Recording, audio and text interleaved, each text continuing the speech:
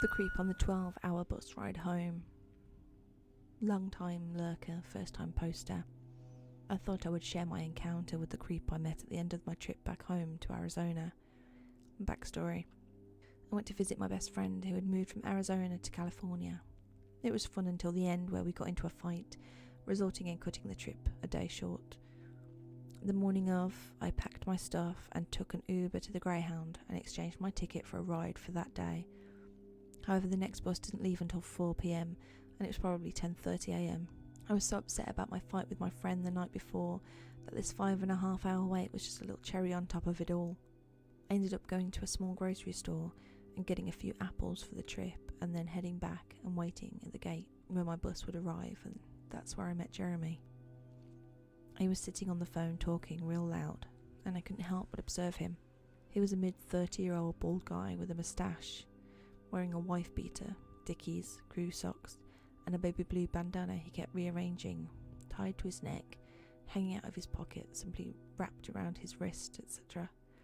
I know you're not supposed to judge, but I kind of just knew to keep my distance from this guy just in case. So here I am, opening my bag, looking for an apple, and he looks over at me and asks if I'm hungry.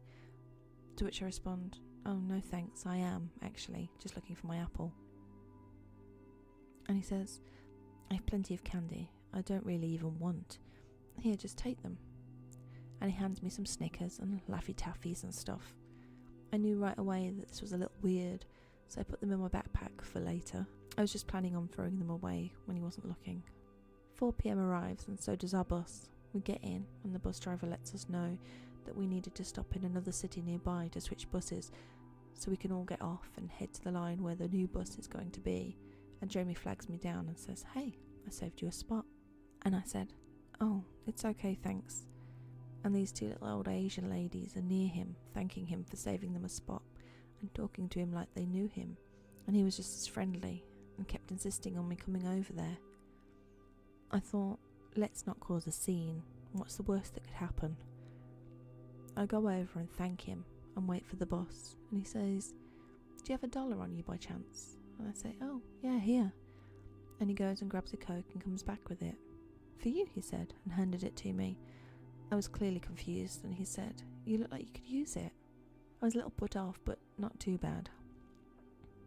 Once the bus started loading us in, I sat down, and he came right behind me and said, "Lucky, we got seats next to each other," and took his laptop and some headphones out.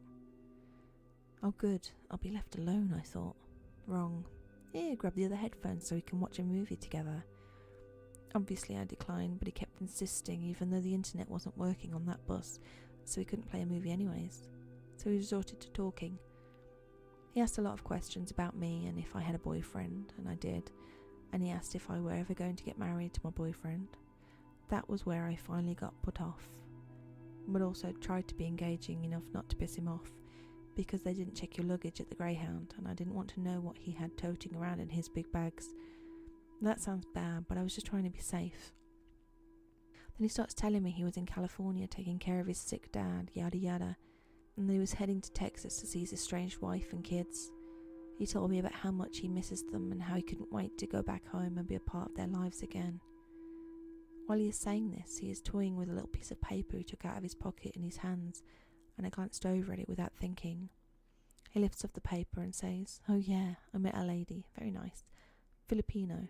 We had a very good time last night. She gave me some drinks from her homeland for my trip. Want one?" And I shook my head, but he gave me one anyways. A canned fruit drink, and I told him it was okay, but he grabbed himself one too and said cheers, and then he started going on about his lady and asking me for advice. Should I call her, or do you think that would make my wife mad? I stared at the drink thinking how I could get out of the bus, and he says, "Well, aren't you going to drink it?" And I opened the can and took a fake sip and said it was really good or something along those lines. Then he smiled at me. When he smiled, I was disgustingly uneasy. His teeth were dark yellow and partially black, very, very crooked teeth and plaque for days. I mean layers of the stuff all over his teeth. I worked in a dental office, mind you, and those teeth were among the most disgusting I've ever seen, not to mention he reeked of vomit and cigarettes. I wanted to throw up and instantly wanted to leave, but it was a packed bus in the middle of the desert and no security, so I thought, for now I won't do anything. Then he started asking me if I go to church and told me he had a special book for me. He handed me some children's Jesus sing-along book and told me it was very dear to him and he wanted me to keep it. I took it and thanked him. I was being short with him at this point because I wanted to avoid his breath, which was nauseating.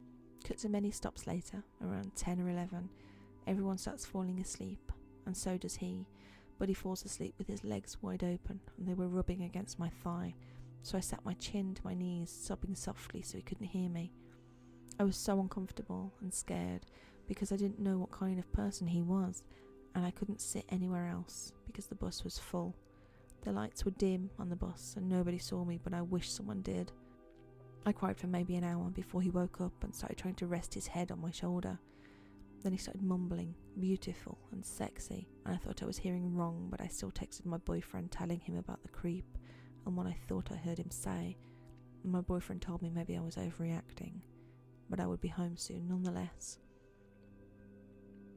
While I'm texting my boyfriend, I noticed Jeremy glancing over at my phone a lot, and I kind of saw what was coming, so I opened up my maps to check to see how long the ride was till I got home, and Jeremy mumbles what I knew he would.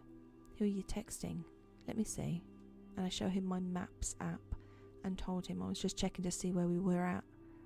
So then Jeremy sits up and starts mumbling again, but a little clearer. "You're so pretty. You're a very pretty girl, you know that?" And he touched my thigh. I was shook, to say the least. All I could manage to say was, "Why are you doing this?" And he said, "Because you're so sexy. You're just so pretty." And he said this while opening his legs more and more.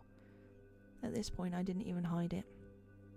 I just clearly texted my boyfriend, panicking, and Jeremy says, "Let me see your phone, little girl." I ignore his demand, and then he let his head fall on my shoulder. I pushed it off and he kept mumbling like he was falling back to sleep. Then later the bus driver stopped and told us we were at a gas station if anyone needed anything. Jeremy is awake now and pretending like 1 hour ago didn't happen, and hands me a $100 bill and told me to get us some snacks. I told him I was fine and he said, "Okay, I'll get us some honey buns and drinks," and gets out. This was my chance. I grab all my stuff and head to the bus driver and told him what happened, but he said he couldn't do anything because he didn't technically do anything to me. He just freaked me out. The bus driver suggested I just sit with someone else in the meantime. I looked for the friendliest face I could. I see this really nice looking guy, looks a lot like my favourite uncle, so I took solace in him. I didn't even realise I was crying until I tried explaining to him the situation as brief as possible, and he understood through the panic and told me to sit near the window and he would cover for me. I look in the reflection of the bus window to see Jeremy get on and head toward the back. He notices I wasn't there and started looking around frantically. "Melanie? Melanie?" And the doors close and the bus driver starts back on the road. The new person I'm sitting next to begins to tell me he thought we were riding together, as did other passengers. They all thought he was either my uncle or just a creepy looking life partner. I cried so hard when he said that because I told him I felt helpless and nobody seemed to care, and he just comforted me and told me I would be gone and away from all this soon enough, and he was right. By the time I got to my station it was 4:20 a.m. and I breathed a sigh of relief. My boyfriend picked me up and I told him what happened and never saw the guy again. Creepy guy in the Greyhound. Let's not meet again, ever.